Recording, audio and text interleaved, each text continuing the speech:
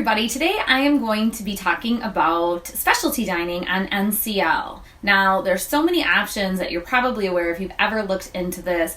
There's different restaurants on different ships, and then it comes down to the question, can you get this option for free? Or is there a cost? And if there is a cost, how much is it? Am I going to get value from it? So I'm going to go over all of that information to hopefully make it easier when you book your cruise and figure out your dining for your next NCL cruise. And additionally, I'm going to add my own personal reviews on the different restaurants that I have dined at in the past. So let's get started.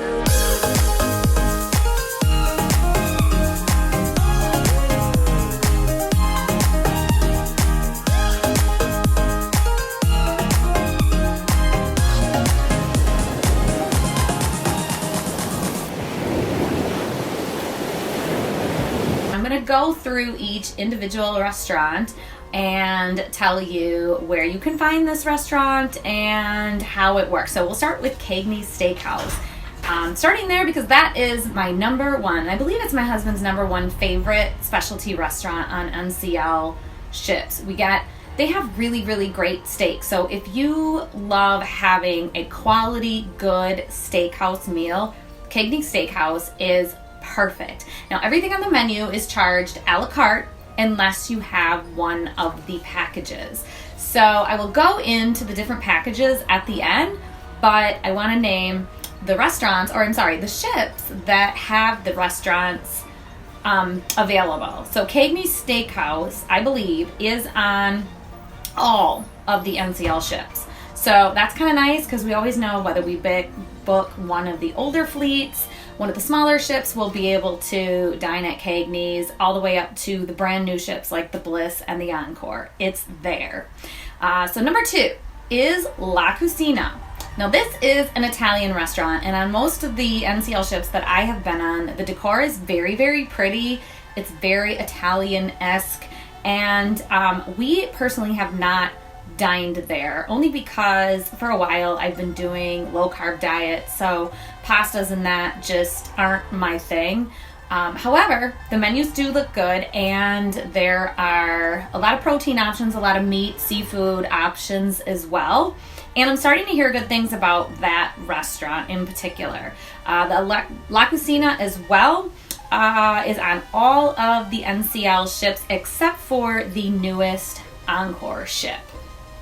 Okay, next is Le Bistro. Le Bistro is a French restaurant, and this one is nice because there's very intimate seating. It's a smaller restaurant. There are not quite as many tables as some of the other specialty restaurant tables, and we really liked it because my husband was able to get, I believe it was a filet with a really great sauce. He doesn't like funky foods, and sometimes French cuisine can be kind of unique. It's typically usually really rich and heavy, but a lot of times there's some unique, I don't want to say unique ingredients, that's probably not accurate. But there are things that are maybe a little bit more gourmet that are just a little too funky for my husband, but he loved his meal. We had great desserts, and I have to say one of the things that stood out about Le Bistro for me personally is if you order coffee, they bring it in a French press. It was by far one of the best cups of coffee you can get on the ship, unless there's a restaurant which I will name towards the end. But we thought that was great. Matter of fact, for breakfast, we wanted to walk up there and see if anyone was near the kitchen to see if we could, well, I don't want to say we, because my husband could care less. He is fine with the buffet coffee, but I wanted to see if they would give me a French press. I haven't done that yet, so I don't know if it's something that they would do, but might be worth a shot. Le Bistro is on all of the NCL ships. Next is Moderno. This is a newer restaurant on NCL, and this one is a Brazilian steakhouse. So if you know anything about Brazilian steakhouses, if you've dined at any, locally or anywhere else, not on a ship, you'll know it's all about the meat, There's just tons of meat. They carve it off a spigot. There's all different types of meat. Honestly, if you're on the keto diet or you're doing paleo or anything that focuses on a lot of protein, this could be a really great choice for you. And then they also have, as part of the restaurant, is a salad bar. So they're walking around with all different spigots of meat that they offer you table to table to table, but then you can also go up to the salad bar, which I'm sure the salad bar is great. I love me a good salad bar, but when I do specialty dining, I actually prefer to just sit and relax. Just nice. It's like date night with my husband, because usually when we do specialty restaurants, we don't include our kids, and it's just very intimate and nice. So typically, that's not one that would be at the top of my list, but if you are a fan of meat, I would say definitely give it a shot. Next is Teppanyaki. This is their Japanese restaurant, the Hibachi restaurant. Now there's a sushi area and then the sit-down hibachi area. Well, the sushi area I guess isn't part of Teppanyaki, but the sushi area is always right nearby. Teppanyaki is not a la carte. Now all the restaurants that I had mentioned prior to this all charge a la carte. So if you don't buy a specialty dining package and you walk in, when I say it's a la carte, that means there will be an upcharge if you want soup or any specific appetizers. As you go down the menu, you're going to see a different price for each item. And that's how they charge you. Teppanyaki, a little bit different because it's hibachi style dining. All of the courses are included and it's just a single fee of $30 per person. Again, if you don't have a dining package. See something. I wanna hold your hand, Anaconda. I wanna hold your hand. I wanna hold your hand. This is my anaconda. My anaconda, don't. My anaconda, don't. My anaconda, don't. Next is Wasabi. As I had mentioned before about having a sushi restaurant, Wasabi is a sushi restaurant that is on most of the ships. However, beware, they're not all called Wasabi and they don't all have the same name. Next is the Ocean Blue. This is Jeffrey Zakarian's restaurant. If you like to watch the Food Network, which I do, most specifically The Kitchen, he's featured on there. Very, very great chef. And this is his restaurant. This is a seafood restaurant focused on fresh seafood. Now this one, if you have the dining package, there is still an upcharge from what you've already paid on the dining package if you want to dine at Ocean Blue. That one is on the Escape, the Bliss, the Breakaway, the Getaway, and the Joy. One of the newest restaurants for NCL is Los Lobos, which is a Mexican restaurant. Now, I'm pretty sure Mexican is a favorite ethnic cuisine among people in general. So I've heard very great feedback about this if you want, say, tableside guacamole or any of your Mexican favorites. But this one is only on the Bliss, the Dawn, and the Encore. So what we're noticing is that as all these smaller ships, which are typically the older ships, go through their upgrades and their remodel, then they're adding some of these new fun restaurants. So it's not as if you feel like you have to book one of the newest fleet of the large ships to get some of these restaurants that they're adding them. So on the Dawn, the Encore, and the Bliss, you can dine at Los Lobos. Okay, next, Margaritaville. This is a Jimmy Buffett restaurant. I believe it's on most of the NCL ships. I'm starting to see that they're either not adding it or they're removing it. But Margaritaville to me is kind of a waste of specialty dining because it's basically nachos and burgers, and it's very basic food that you could get at Ocean's or even the buffet. That I feel like why pay upgraded or even waste a free upgrade for Margaritaville when there's really nothing spectacular about the menu. And on every ship that we've been on, we always laugh because Margaritaville is always empty. We don't ever see anybody dining there. Next is Food Republic. Food Republic is various cuisine from around the world. So from Japan to China, you name it, there's all different types of entrees, and the ordering's a little bit different. It's done on iPads at each table. Kind of unique. It's only on the Bliss, the Escape, and the Joy. And so when we were recently on the Bliss, I probably would have tried it, knowing that I might not come across it in the future, but we had no idea. So I haven't tried that one yet. Okay, so get down to the newest restaurants. I don't know if I'm pronouncing this correctly, but it's Onda by Scarpetta.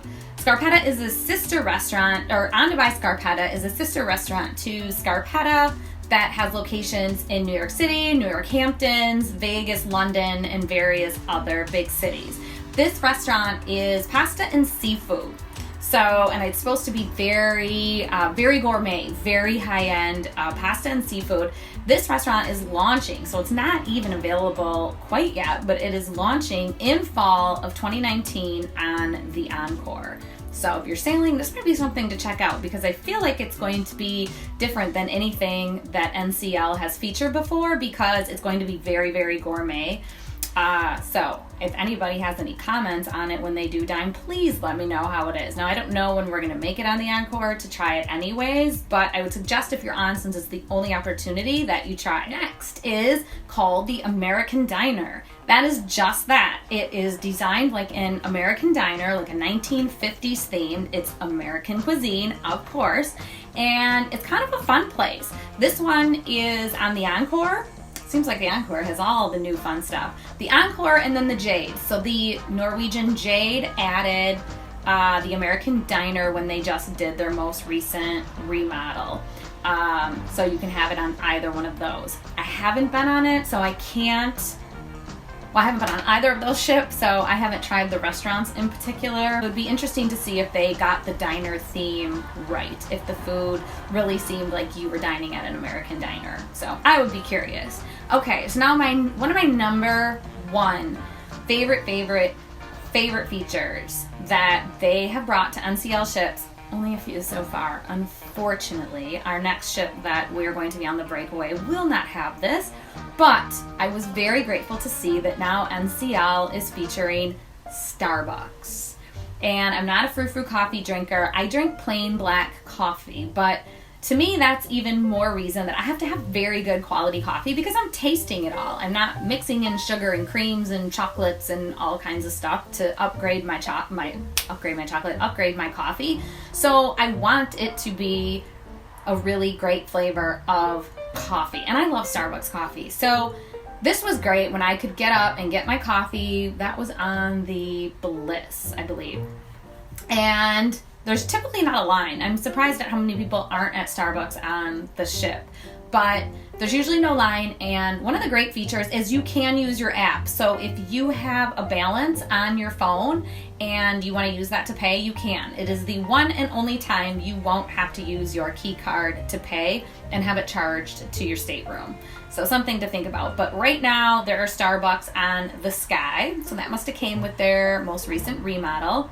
The Sky, the Bliss, the Escape, and the Joy. So if you're into Starbucks, then those are the ships that you want to get on.